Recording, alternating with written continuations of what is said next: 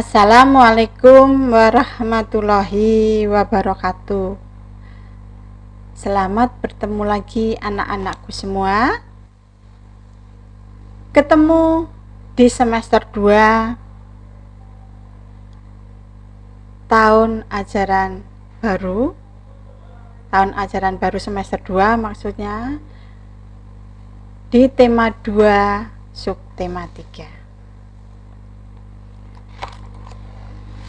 Gimana kemarin setelah liburan? Ya, setelah kalian liburan kemarin refreshing tapi tetap di rumah saja. Sekarang kalian mulai belajar lagi ya. Oke, kita belajar tema 5 subtema 3 tentang pengaruh perubahan cuaca terhadap kehidupan manusia. Ini sesuai dengan keadaan kita saat ini yang sudah masuk di musim penghujan ya.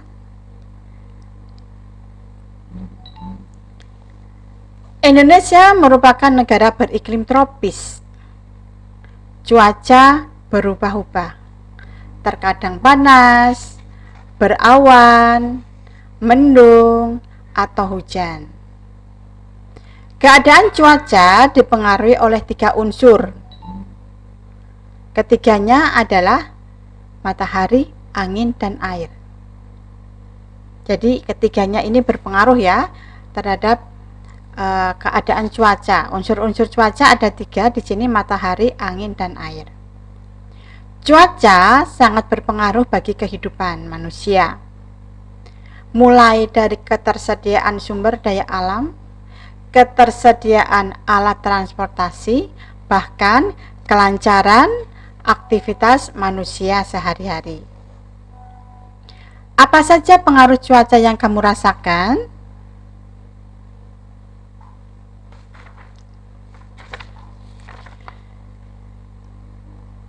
Kita memasuki pembelajaran pertama, yaitu ayo membaca. Di sini ada surat.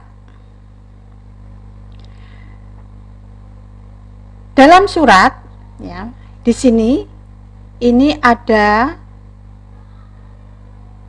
kota dan tanggal. Kota di mana kamu menulis surat dan tanggal saat kamu menulis surat. Kemudian ada di sini salam pembuka.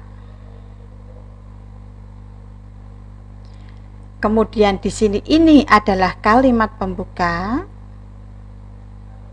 Kemudian isi dari surat. Isinya surat itu apa dituliskan, dan terakhir di sini adalah salam penutup. Kalimat penutup dulu, baru salam penutup. Kamu lihat di sini, kita lihat suratnya tertanggal dan kotanya ada Denpasar, 2 Agustus 2017. Untuk sepupuku Dayu. Halo Dayu, bagaimana kabarmu dan keluarganya dan keluarga di sana? Semoga semua dalam keadaan sehat. Aku bersama teman-teman ikut membantu korban Gunung Agung, khususnya warga di sekitar yang mulai mengungsi. Keadaan Gunung Agung di Bali mulai waspada.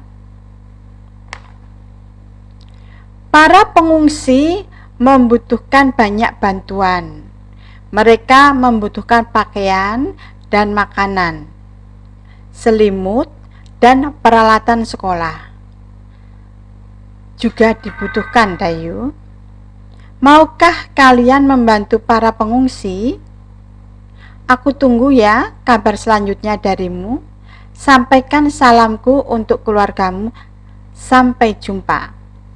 Salam sayang dari sepupumu, Komang. Nah, ini surat. Surat ini dikirim dari mana? Dikirim dari Denpasar pada tanggal 2 Agustus 2017. Dalam surat ini diceritakan peristiwa apa yang diceritakan dalam surat ini, yaitu bahwa keadaan Gunung Agung di Bali ini dalam keadaan waspada. Kalau di tempat kita ada Gunung Merapi ya.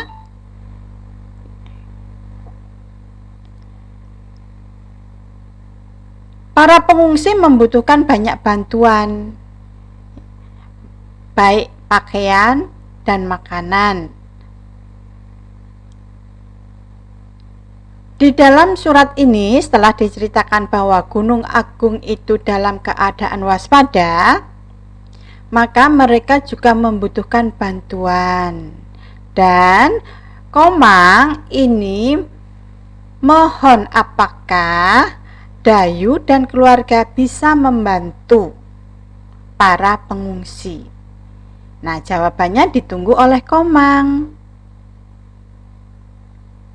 Apakah kalian pernah membantu korban bencana? Nah, jawabannya bisa kalian jawab sendiri-sendiri ya. Nah, selanjutnya anak-anak, di sini ada berbagai khas makanan di Indonesia. Ini hanya contoh saja, contoh makanan khas daerah di Indonesia, di mana di Indonesia ini terdiri dari berbagai suku sehingga mempunyai aneka ragam budaya. Salah satu diantaranya adalah makanan. Makanan khas di Indonesia, contohnya di sini ada sambal dabu-dabu berasal dari Manado, papeda dari Papua, sate lilit dari Bali, gudeg dari Jogja, nasi jamblang dari Cirebon. Nah, mungkin nama makanan ini atau makanan di sini pernah kalian cicipi, atau mungkin kalian berasal dari salah satu daerah ya. Tentunya kalian ingin mencicipi makanan khas. Enak sekali ya. Sekarang kamu lihat, amati gambar di bawah ini. Pada saat musim hujan, pada saat musim kemarau, dibutuhkan barang-barang untuk membantu aktivitas kalian. Kamu lihat di sini, jas hujan. Jas hujan ini dipakai pada saat musim hujan. Pada saat hujan kamu pakai. Kemudian pada saat musim hujan kan cuacanya dingin, maka dibutuhkan jaket. Ada payung dan selimut.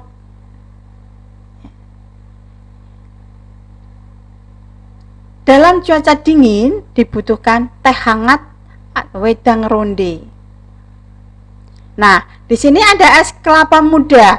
Apakah es kelapa muda ini diminum pada musim hujan? Enggak ya. Nanti kamu bisa pilek. Nah, es kelapa muda diminum pada musim kemarau. Wah, enak banget ya. Seger sekali kalau kamu minum es kelapa muda. Jus buah. Ya, jus buah ini bisa diminum baik musim hujan ataupun musim kemarau, karena jus ini juga dibutuhkan buah-buahan ya. Nah, kalau pada musim kemarau jus buah itu bisa dingin, tapi kalau pada saat musim hujan jangan terlalu dingin. Kemudian ada es pisang hijau, cendol atau dawet, ini pakai es juga, ini lebih enak diminum di saat musim kemarau. Topi digunakan pada saat cuaca panas ya, untuk melindungi kepala kamu. Dan juga baju kaos. Kenapa baju kaos dibutuhkan lengan panjang ini? Karena pada saat panas, pada saat berkeringat, itu untuk menyerap keringat dibutuhkan baju kaos, itu bagus. Kemudian topi pantai ini digunakan pada saat kamu bepergian ke pantai. Bakso, sup ayam ini sangat enak dimakan pada cuaca dingin ya. Walaupun pada kemarau juga kalian makan, tapi akan enak sekali, lebih enak kalau cuacanya dingin. Pada saat cuaca panas dibutuhkan kipas angin dan kipas bambu karena cuacanya panas. Ya, nih. Nah, kita beralih ke matematika. Di sini kita ke pecahan, penjumlahan pecahan, tetapi masih dalam penyebutnya sama. Ingat, ya. Dalam pecahan itu ada pembilang dan penyebut. Pembilang adalah yang atas, penyebut adalah yang bawah. Di sini kita belajarnya pecahan, penjumlahan pecahan dengan berpenyebut yang sama. Bagaimana caranya? Caranya itu kalau berpenyebut sama, maka pembilang ditambah dengan pembilang, tapi penyebutnya tidak dijumlahkan. Penyebutnya tetap. Kita lihat dulu di sini soal ceritanya. Ibu membawa 1 loyang kecil kue bolu. Kue bolu dipotong menjadi 4 bagian. Di dalam bus, Dayu makan 1 potong kue. Ayah pun makan 1 potong kue. Berapa bagian kue yang telah dimakan Dayu dan ayah? Nah, jawabannya makan 1 kue, di mana kue bolu itu dipotong menjadi 4. 4 di sini sebagai penyebut karena dipotong menjadi 4 bagian. 4 bagian. Dayu makan 1 potong dan ayah 1 potong. Maka Dayu 1 potong, ayah 1 potong. Sehingga menjadi Dayu memakan 1/4 dan ayah 1/4. 1/4 ditambah 1/4 sama dengan, ingat tadi Putri katakan yang dijumlahkan adalah yang atas saja karena penyebutnya sudah sama. 1 ditambah 1 sama dengan 2. 2/4, penyebutnya tetap 4. Ya. Nah, di sini yang kedua, Dayu membawa bekal 1 batang coklat yang berisi 10 potong coklat. Di perjalanan, Dayu makan 3 potong coklat, ibu makan 2 potong coklat. Berapa bagian coklat yang dimakan Dayu dan ibu? Coba, kalian bisa nggak ini? Berapa per berapa ditambah berapa per berapa? Yo. Bisa? Ya. Di sini karena berisi 10 potong, maka penyebutnya adalah 10. Dayu makan 3 potong dan ibu makan 2 potong. Berarti 3/10 ditambah 2/10 sama dengan 5/10. Ya, oke, pintar kalau benar ya. Nomor 3. Ayah membeli roti manis 1 balok. Jadi kotak itu ya. Roti dipotong menjadi 5 bagian. 5 bagian ini berarti menjadi penyebutnya 5. Ibu makan 1 potong dan ayah makan 2 potong. Berapa bagian roti yang dimakan ayah dan ibu? Bagaimana? Bisa? Ya. Jadi 1/5 ditambah 2/5 sama dengan 3/5. Nah, sekarang di sini tulislah hasil penjumlahan pecahan berpenyebut sama berikut. 1/3 ditambah 1/3 sama dengan? Ya, 2/3. 2/8 ditambah 3/8 sama dengan 5/8. 3/5 ditambah 2/5 sama dengan 5/5. 1/6 ditambah 2/6 sama dengan 3/6. Betul. Dan 2/7 ditambah 2/7 sama dengan 4/7. Ingat ya, yang ditambahkan hanya pembilangnya. Oke, sekarang di sini ada poster. Apa itu poster? Kalian sering melihat poster-poster di jalanan atau mungkin di sekolah terpasang poster. Apa sih poster itu? Poster adalah media publikasi berisikan gambar, tulisan atau keduanya dengan tujuan untuk memberikan informasi kepada orang lain supaya orang lain tahu. Nah, poster ini berisi gambar supaya menarik, juga diberi warna, warnanya juga yang menarik dan yang cerah. Kemudian ada tulisannya. Nah, contoh poster ini gambarnya ada garis-garis, kemudian gambar bangun datar ya, dan tulisannya berbagi pada sesama membawa kebahagiaan. Di sini kumpulkan di kelas 3 ya.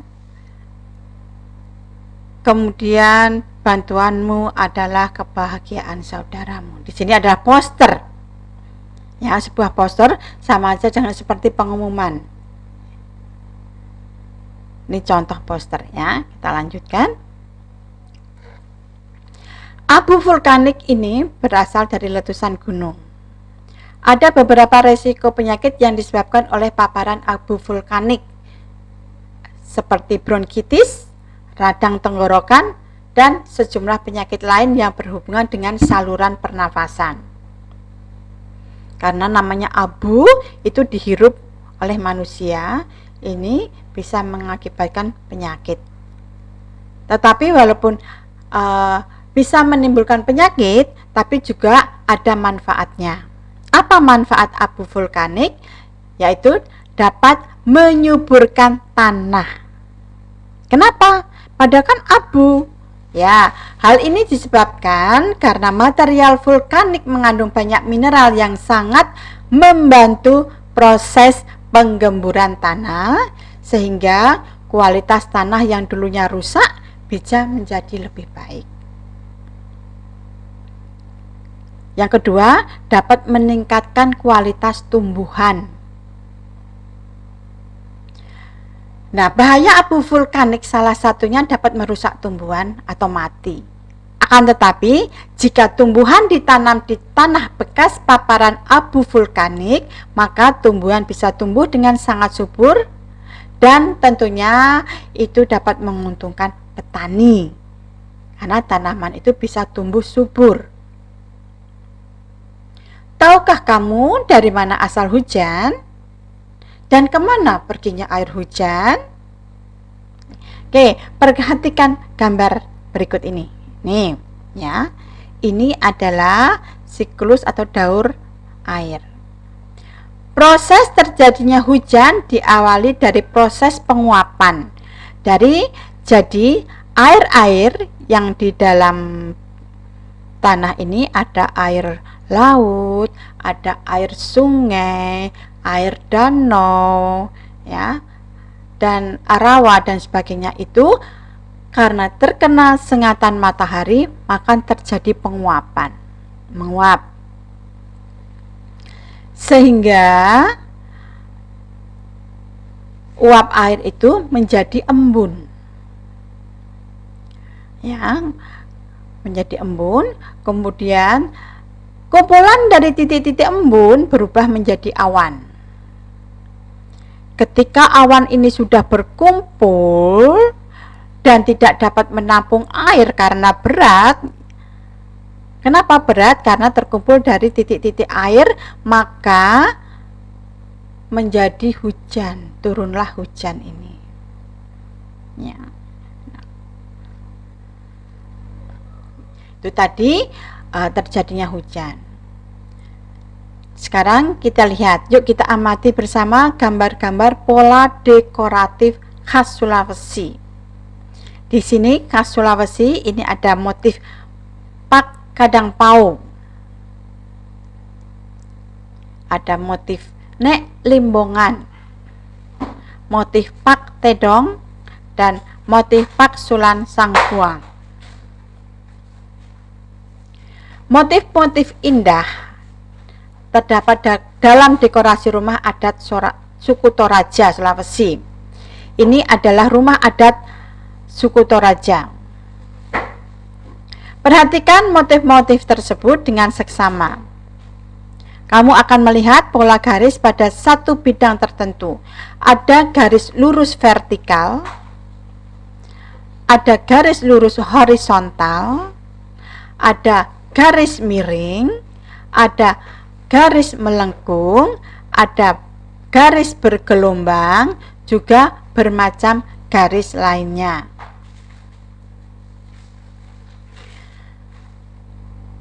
Perubahan cuaca.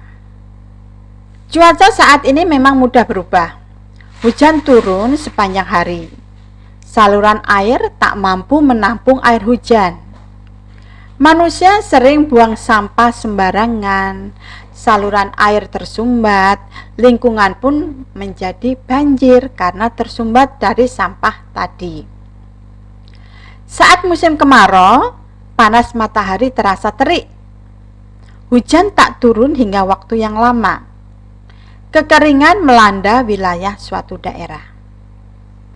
Cuaca seperti ini dapat mempengaruhi kondisi kesehatan manusia. Untuk itu kita harus menjaga kondisi tubuh.